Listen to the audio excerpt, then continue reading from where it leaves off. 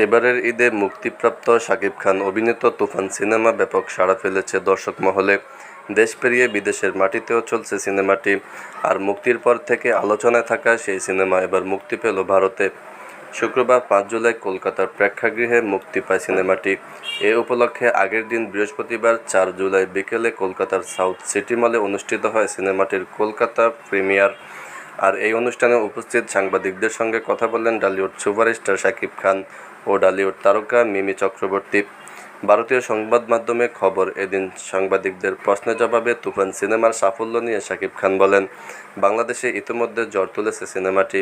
আমি চাই তুফান এখানেও ব্যাপক ব্যবসা করুক, কারণ আমি এবার বাংলা ইন্ডাস্ট্রিতে উন্নতি চাই।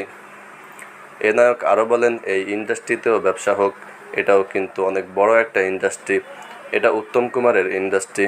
এছাড়াও সবাইকে বাংলা সিনেমার উন্নতির জন্য সিনেমা দেখার অনুরোধ জানান শাকিব খান। এদিকে সম্প্রতি এ তারকা দুই স্ত্রীর চিত্রনায়িকা অপু বিশ্বাস ও শবনম বুবলির বাকযুদ্ধ নিয়ে চলছে ব্যাপক চর্চা। ফলে স্বাভাবিকভাবেই কলকাতার ওই সংবাদ সম্মেলনে উঠে আসে এই বিষয়টি। তার কাছে প্রশ্ন করা হয়, আপনাকে ঘিরে অপু বুবলির মধ্যে যে বিতর্ক চলছে এ ব্যাপারে কি বলবেন? ঢালিউড তারকা এ প্রশ্ন শোনা মাত্রই চলে যান অন্য প্রশ্নে। কৌশলে অন্য প্রশ্নে গিয়ে তার জবাব দেন, অর্থাৎ প্রশ্নটি এড়িয়ে গেছেন এই নায়ক।